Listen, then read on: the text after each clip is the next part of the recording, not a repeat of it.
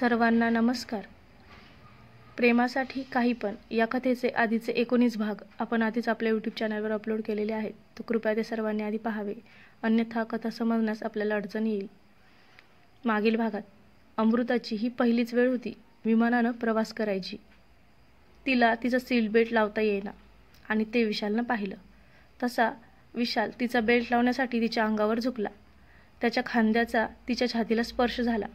तसं तिचे लाल गाल लाजून आरक्त झाले. त्याला मात्र याची काहीच कल्पना नव्हती. तो कधी एकदा बेल्ट लावून दूर होईल असं तिला झालं होतं.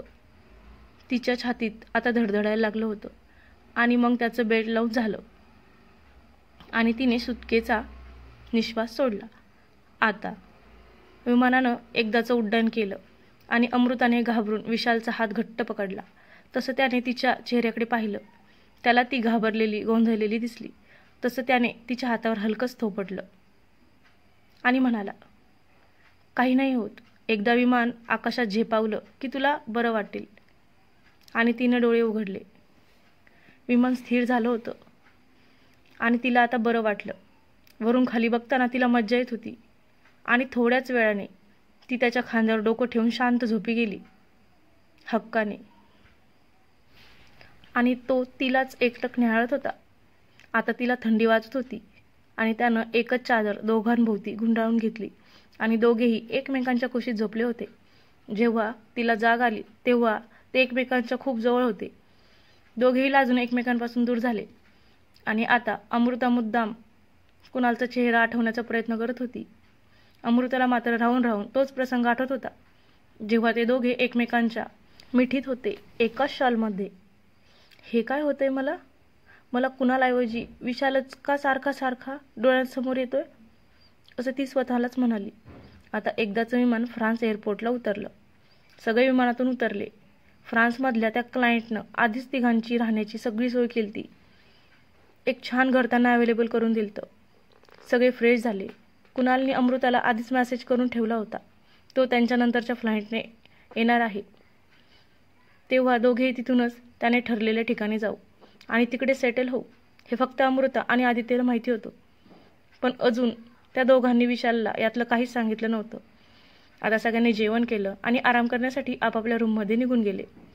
संध्याकाळी 6 वाजता कुणाल तिला एअरपोर्टवरच भेटणार होता. तिथूनच डायरेक्ट ते ठरलेल्या ठिकाणी जाणार होते.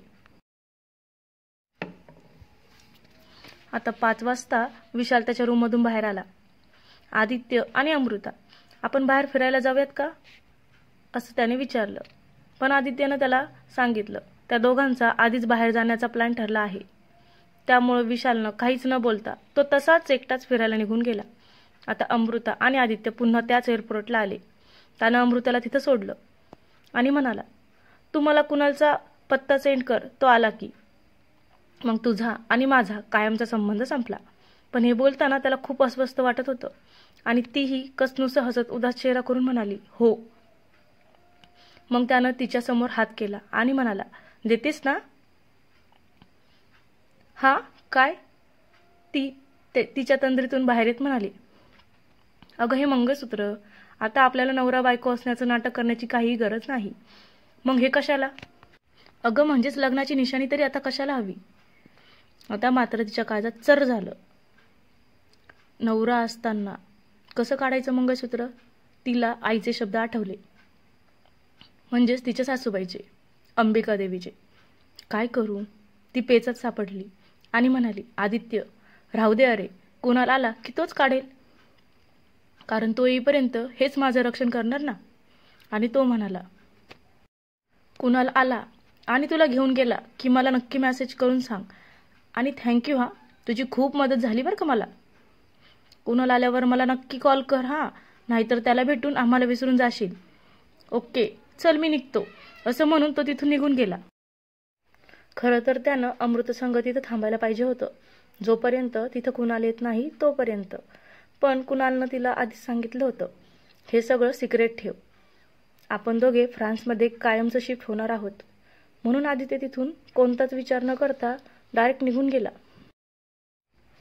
आता अमृता आदित्यच्या जाणाऱ्या पाठमोऱ्या आकृतीकडे एकटक पाहत होती. आता अमृता कुणालची वाट पाहत बसली होती, पण तो काही आला नाही. 4 तास झाले, 5 तास झाले आणि आता रात्रही होत आली होती.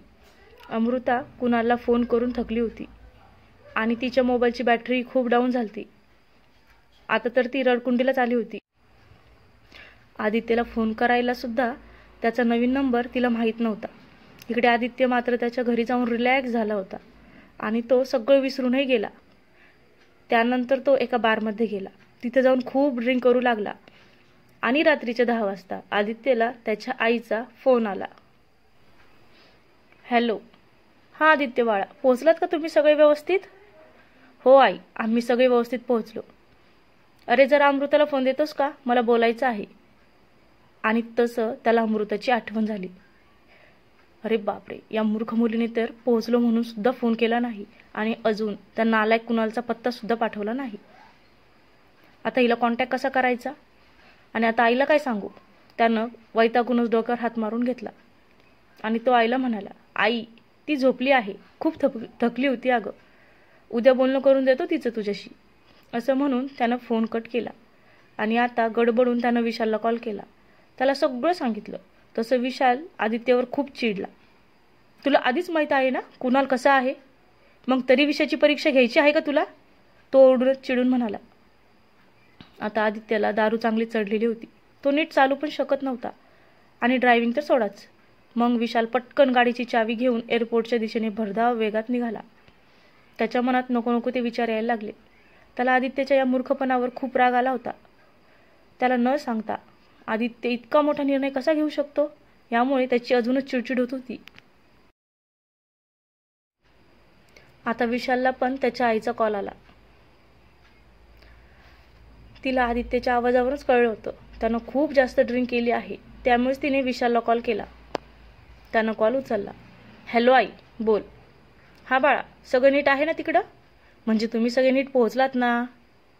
हो ग आई, नीट पोहोचलो आणि इकडं सगळं ठीक आहे. आई ऐक ना, मी तुला नंतर कॉल करू का? ड्राईव्ह करतोय. मी बाहेर आलो होतो जरा फिरायला, आता घरी जातोय आणि घरी गेल्यावर तुला कॉल करतो. बरं बाळा, नीट जा आणि कॉल कर बरं का नक्की. असं म्हणून त्यानं आणि तिने फोन ठेवला. आईशी खोटं बोलताना विशालच्या जीवावर आलं होतं आणि त्यानं आता अमृताला फोन लावला तर तिचा फोन बंद आला. 1 मिनिट, मागे एकदा तिने माझ्या फोनवरून कुणालला फोन केला होता हे त्याला आठवलं. त्यानं कॉल हिस्ट्री पाहिली आणि कुणालचा नवीन नंबरवर त्याने कॉल केला तर तो नंबर अस्तित्वातच नव्हता आणि विशालला आता टेन्शन आलं आणि अख्ख्या रस्त्याभर तो अस्वस्थ होता. तिच्या काळजीने तो कासावीस झाला होता आणि एअरपोर्ट कधी आलं हेही त्याला कळलं नाही. तो आत आला तर ती वेटिंग रूममध्ये मान खाली घालून चेहरा ओंजळीत लपवून शांत बसली होती आणि तिला तसं सुखरूप पाहून त्याच्या एकदाचा जीवात जीव आला आणि त्यानं तिला हाक मारली, अमृता. तसं त्याचा आवाज ऐकून तिने वर पाहिलं तर समोर विशाल आणि तिने धावतच जाऊन त्याला खूप घट्ट मिठी मारली आणि खूप खूप रडायला लागली. ती खूप घाबरली होती. ती थरथर कापत होती. त्याच्या मिठीत त्याला तिची थरथर जाणवत होती. तिनं इतक्या वेळ आवरून ठेवलेलं तिचं रडू आता बाहेर येत होतं. तोही तिला मिठीत रडून देत होता. तिला कसं समजावं हेच त्याला कळेना. त्याला तिला खूप सुनवायचं होतं, रागवायचं होतं तिच्यावर, पण तिला असं रडताना पाहून त्याचा राग शांत झाला होता. मग बराच वेळ असं तिला रडून तो तिला म्हणाला, अमृता, कुणाल नाही आला का? काय झालं? तू अजून इथं कशी? आणि तो आला नव्हता तर घरी निघून यायला काय झालं तुला? तुला आपला ॲड्रेस तर माहीत होताच ना? मग? तिला तर काहीच बोलता येत नव्हतं. ती नुसती मुसमुसत होती. त्यानं तिला रुमाल काढून दिला आणि तिनं नाक पुसलं आणि तो गालात थोडा हसला आणि त्याला अंगावरच काटा आला. तिनं तोच रुमाल डोळ्यांना लावला आणि त्यानं उलटीसारखं तोंड केलं आणि आता ती त्याला रुमाल देत म्हणाली, घे तुझा रुमाल. तसा तो म्हणाला, नको अगं, राहू दे तुलाच. तुझं रडून अजून कुठं झालंय? इतक्या तिथला एक वयस्कर गार्ड सुद्धा आला आणि आता ते हे सगळं बोलणं इंग्रजीतून बोलत होतं बरं का त्यांच्या संग, पण माझी कुठे इंग्रजी एवढी भारी आहे म्हणून मराठीतच ठीक आहे. आणि तो गार्ड म्हणाला, सर, ही वाईफ आहे का तुमची? आणि आता त्याच्या अचानक प्रश्नाने विशालला काय बोलावं हे सुचेना. तो गप्प बसला होता. आता पुन्हा तोच गार्ड म्हणाला, नक्कीच वाईफ आहे, नाहीतर तुम्हाला पाहून अशा मिठीत नसते आल्या त्या. आणि ती मघाशी मारलेली पहिली घट्ट मिठी आठवून दोघेही ओशाळले. आणि तो गाढ पुन्हा म्हणाला, पण रात्र इतकी झाली आहे, तुम्हाला कळायला हवं की इतक्या रात्री वाईफ रुसून घर सोडते आहे तर तिला अडवावं. शी इज यंग, ती तरुण आहे. And you are new married couple, right? आणि त्याचा झालेला गैरसमज पाहून विशाल काहीच बोलला नाही. तो नाईट ड्युटीला आला होता, त्यामुळे ती किती वेळ इथं होती हे त्याला माहीतच नव्हतं. आणि विशाल तिला म्हणाला, सॉरी अमृता, अगं मला यातलं काहीच माहीत नव्हतं, नाहीतर मी आदित्यला असं करूनच दिलं नसतं. आणि आदित्यला कळायला हवं होतं की तुला कुणाला येईपर्यंत इथं नको एकटीला सोडायला. पण आता इथून पुढे जोपर्यंत मी तुला त्याच्याकडे सोडत नाही ना, तोपर्यंत तू माझी जबाबदारी आहेस, फक्त माझी, समजलं? असं म्हणून त्यानं तिच्या हाताला पकडून तिला गाडीत बसवलं. ती मात्र धक्का बसून शांत झाली होती. कुणाल का आला नाही? त्याला काही झालं तर नसेल ना? नक्कीच त्याला काहीतरी अडचण आली असेल म्हणून तो आला नाही, नाहीतर तो नक्कीच आला असता. तो माझ्यावर खूप प्रेम करतो असं तिला वाटत होतं. पण लग्नात पण त्यानं असंच केलं होतं. त्याच्या वडिलांना तर कळलं नाही ना तो मला भेटायला इकडे येणार होता? असे एक ना अनेक प्रश्न अमृताच्या मनात येत होते. विशालनं तिला पाणी दिलं आणि म्हणाला, रिलॅक्स, आता बरं वाटत आहे का तुला? त्यानं तिला विचारलं. हो. मग तो तिला घरी घेऊन आला आणि वॉचमननं गेट उघडलं. तो तिला घरात घेऊन गेला आणि म्हणाला, तू आराम कर. तो जायला निघाला तशी ती घाबरून म्हणाली, तुम्ही प्लीज इथेच थांबता का? मला एकटीला भीती वाटते इथे. तसा तो तिथल्या सोफ्यावर जाऊन बसला. आता अमृता बेडवर झोपली आणि विशाल तिला झोपलेलं बघत बघतच त्याचा डोळा केव्हा लागला त्यालाही कळलं नाही. आणि इकडं आदित्य साहेब मस्त बारमध्ये एन्जॉय करत होते. हा त्याचाच प्लॅन होता, त्याच्याऐवजी विशाल आणि अमृतानं एकत्र टाइम स्पेंड करावा म्हणून. आता आदित्यचं एकच काम होतं, घरापासून त्यानं जेवढं होईल तेवढं बाहेर राहायचं आणि त्या दोघांना एकत्र आणायचं.